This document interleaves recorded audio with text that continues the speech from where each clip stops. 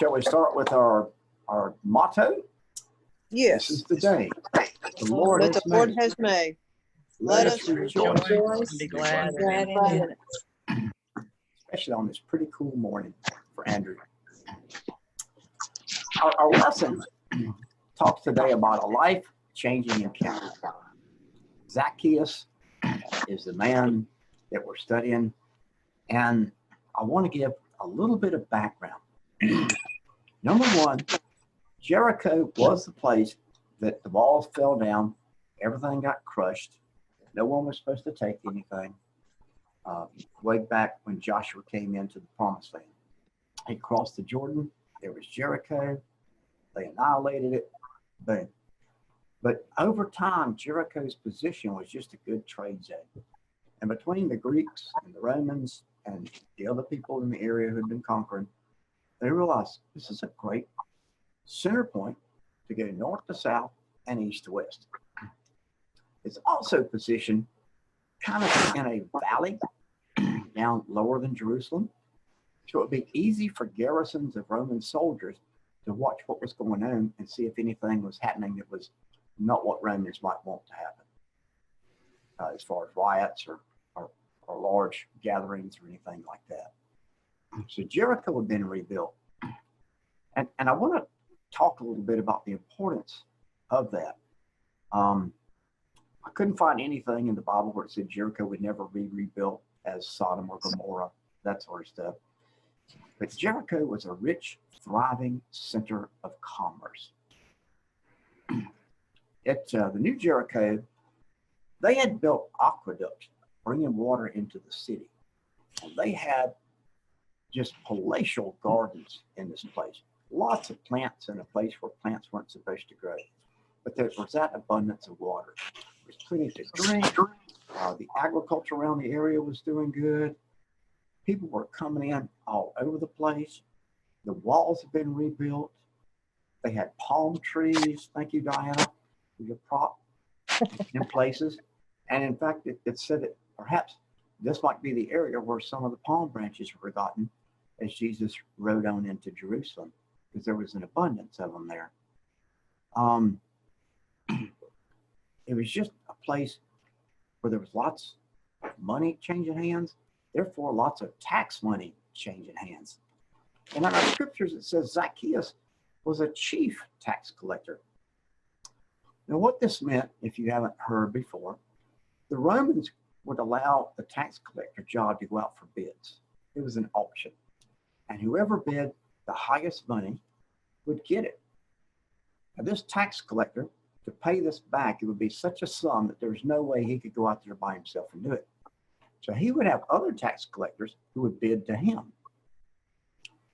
So this guy, I want you to imagine like a corporate structure. He was a CEO.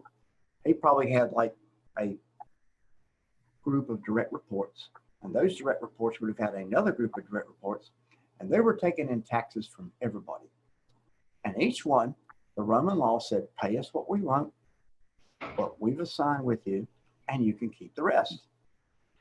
So this particular system led to a lot of corruption in a lot of places. Wasn't always so bad, but in some areas it was. Anybody ever went to Tennessee on a vacation? Where Tennessee has very little sales tax on things, or very little personal income tax. They make up for it in sales tax. There are places in Tennessee where cities can add a tax, counties can add a tax, state has a tax. It can be as much as 12 or 12.5%. California is the same way. So what these states have decided is, we got Dollywood, we got all these tourist attractions. Let's get our money off of the travelers who come through the state. And maybe give a little break to the poor people who live here. Because if people are traveling through the state, by gosh, they can afford it. Has anybody studied how much of your $1.84 of gas is actually federal and state taxes that you're paying? Andrew, what'd you find out?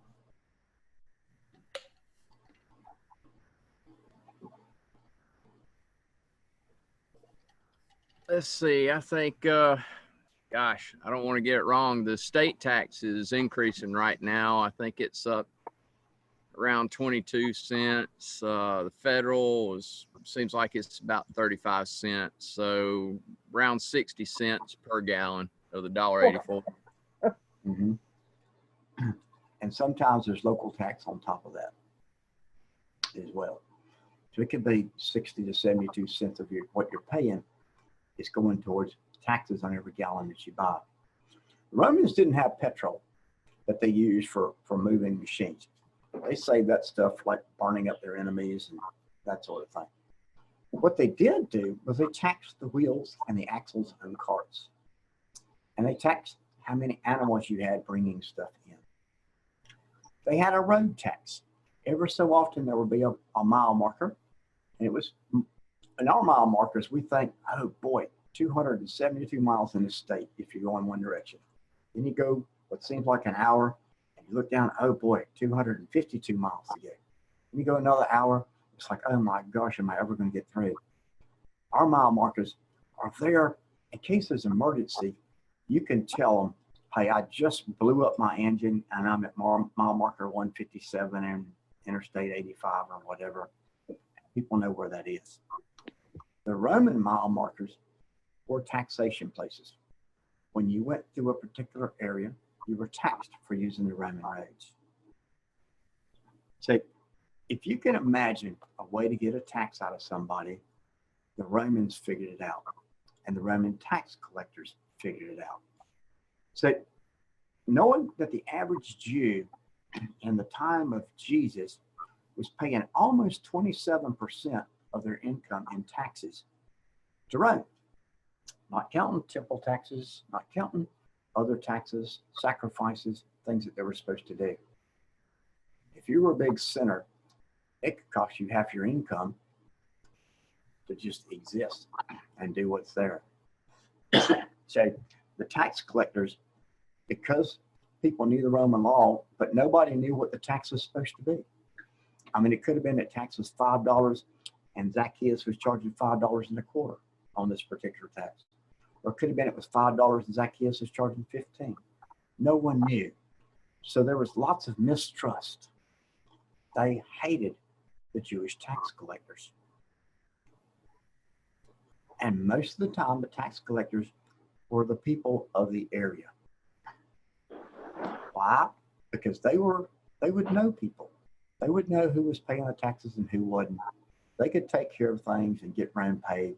Rome needed lots of money for aqueducts, for wars, for taking care of that Senate where everybody sat around in white robes and argued with each other. They needed lots of money for building projects. It cost a lot of money to import lions and tigers and bears from foreign countries and have them fight in an arena and kill each other. It cost a lot of money to run Rome. And then after Nero burned it, it cost more. So the taxes got even more exorbitant.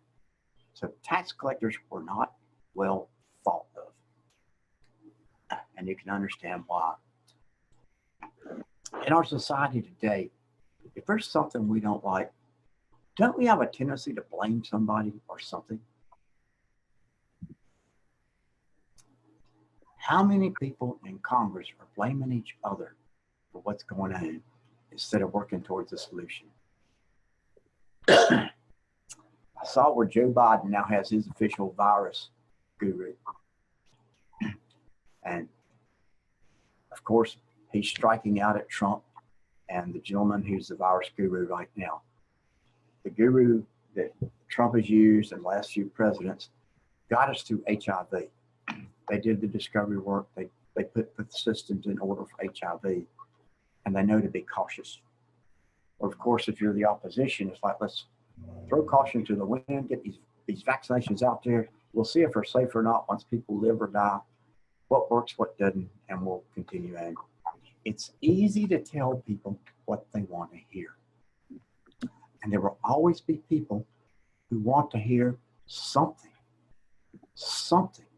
especially when there's a time of turmoil like we're having today.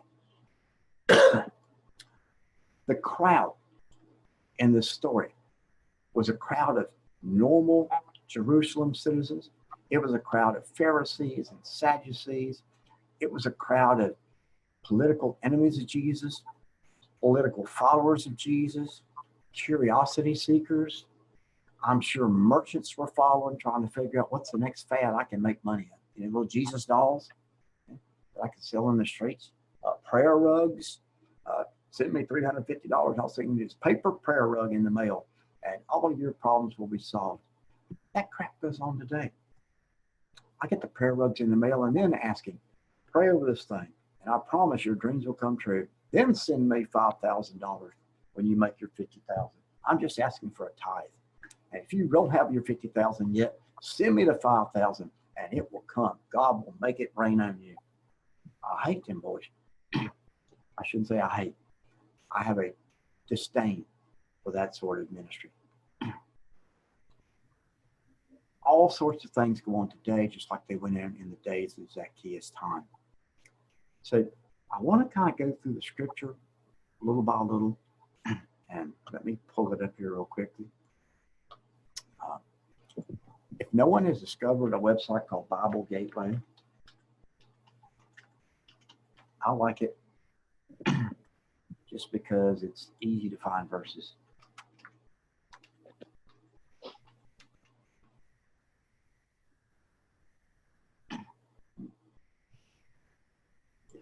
Computer will be what it's supposed to.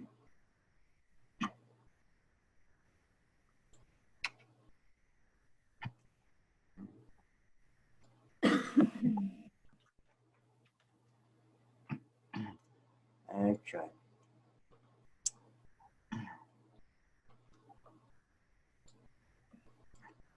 So we're in the chapter of Luke 19 is where we are. And there's a little bit of background from Luke 18. Why would Zacchaeus want to meet Jesus? What had gone on in the area of Jericho? And I want you to remember, if you don't have a map, Bethany, where Lazarus was raised from the dead, is like right across the way from Jericho. So when Lazarus was raised from the dead, everybody knew it, from Jerusalem through Jericho, Bethany, the whole area had heard this and had seen Lazarus walking around now. Also, what had happened was on the way to see Lazarus, a woman with a bloody issue touched the garment of Jesus, and Jesus felt his spirit go out of her. And he simply said, your faith has made you well. Get up, rise, you're taken care of. On top of that, two blind men. Blind Bartimaeus is probably the one we know the best. Two men were blind and received their sight. Now, if you were living in an area and two blind men had received their sight that everybody knew was blind, and a woman that everybody knew had been sick, had this issue for a long time, and Lazarus was dead for 4 days and raised during the funeral ceremony or after the funeral ceremony, would you not be curious?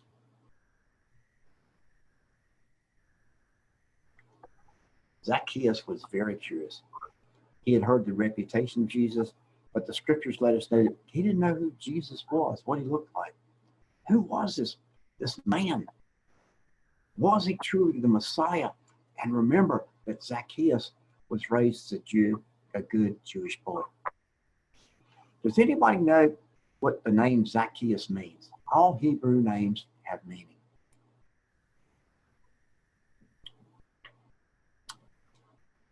Zacchaeus' parents named him Zacchaeus, which meant clean, innocent, pure, and righteous. Nobody in his surrounding tax area thought that he had lived up to that reputation of his name. When we name people in Hebrew, we're hoping that the character of the name will rub off on the person. Ariella's grandmother is a practicing Jew on her mother's side, so I was allowed to name the child Every Ella means lion of God in a feminine tense. Zafira means beautiful ornament.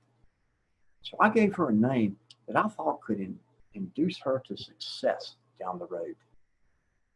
And she knows what they mean. And when people ask, what's that name? She says, it means lion of God. Yeah, I'm a lion of God. She's got that part down pat. She doesn't go into the beautiful ornaments much. We'll work on that. And the name Tailor comes from England. It means one who cuts. Although I thought of a tailor as one who sews. But you have to cut these skins before you can sew them into chaps or coats or whatever you're doing. So Zacchaeus had meaning to his name. And that meaning came through later in his life when he met Jesus. So Jesus entered Jericho and was passing through. A man there by the name of Zacchaeus, he was a chief tax collector and was wealthy or was rich, had lots of money. I think that this is in here because of a story that was told just previous to this. Do you remember the story of the rich young ruler who came to Jesus and said, Lord, what must I do to receive eternal life? And Jesus said, love the Lord your God with all your heart, all your soul, all your might, and love your neighbor like yourself. Jesus loved those two commandments. And the rich young ruler, who was probably in the 18, 19-year-old range, he would have been most likely above the age of 13 because he was rich, not that his family was rich. He walked away sad because he had much wealth. And Jesus told this parable, or this story about it is harder for a rich man to enter the kingdom of heaven than for a camel to go through the eye of a needle. Now, there's truly some debate on that eye of the needle. There was a place in the gates of Jerusalem, kind of a secret little hole. When the gates were locked at night, there was something called the eye of the needle. And someone could come through there. A camel could actually get down on its knees, a small camel, without packing, and get through this little narrow hole. It was difficult. When we think of the eye of a needle, we think of something we sew with, and they're pretty small. Anybody here besides Chuck now having trouble getting that thread through the first time? I mean, I use 69 thread a lot. I use bigger needles for what I do. And I bought this magnifying thing that you put around your neck. It don't help a bit. I just stab at the thing till it goes through. But it does go through. And the story of Zacchaeus ties into that story of that rich young ruler who walked away sad. Here is a rich man who does enter the kingdom of heaven. So although Jesus said it was not easy, it was a difficult task, it can be done. There are people today that have enormous amounts of wealth. They're just expert at building the wealth. And most of them that I've met have had a lot of wealth, lost it all one way or another, had some wealth, lost it all one way or another. About the fourth or fifth time they build wealth, they figure out how to make it stick. And once it sticks, and they realize in life, I got all this wealth. What does it mean? I feel lonely at the top. With Jesus, you don't have to feel lonely at the top. Andrew Carnegie was a mean man in part of his life. He was ruthless, so was J.P. Morgan and some of the other industrialists at the time. As they got older, I can't tell you they found Jesus or not, but they became what are called philanthropists. They began giving away the wealth. They wanted something left in their legacy that was bigger than they were. So we hear of the Carnegie Museum, we hear of Carnegie Hall, we hear of Carnegie.